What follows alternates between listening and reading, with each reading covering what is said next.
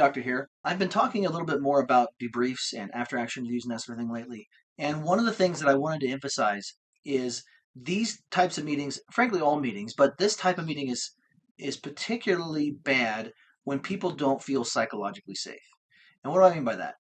People need to feel like it's okay to point out things that went well, which is usually always okay, but also to feel okay to say, I did something wrong, or this didn't go well, or even to some degree saying the team didn't perform well for whatever reason, right?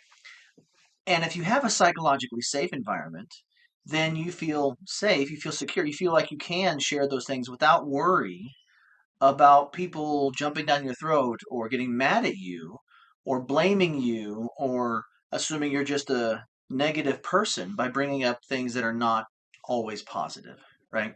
So, for debriefs to really work well, it needs to be a psychologically safe environment.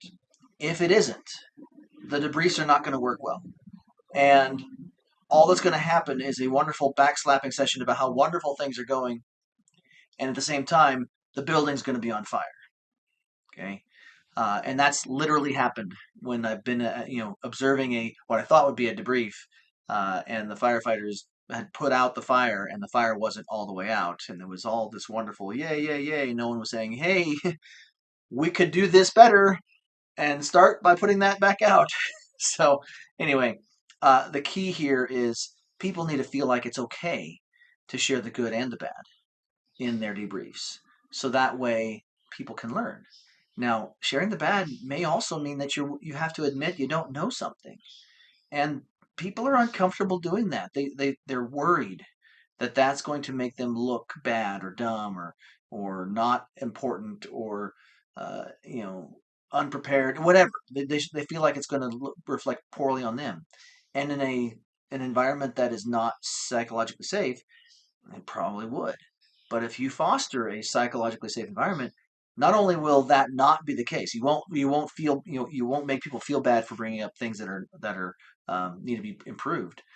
The opposite will happen. You'll be gracious for those who are willing to admit, hey, this could be better, and here's my thoughts on how. You're going to appreciate that more, or the organization appreciates that more. And so it's a really important attribute of an organization, of a team, and of an environment. The setting, establishing that psychological safety that allows for these to be actually effective.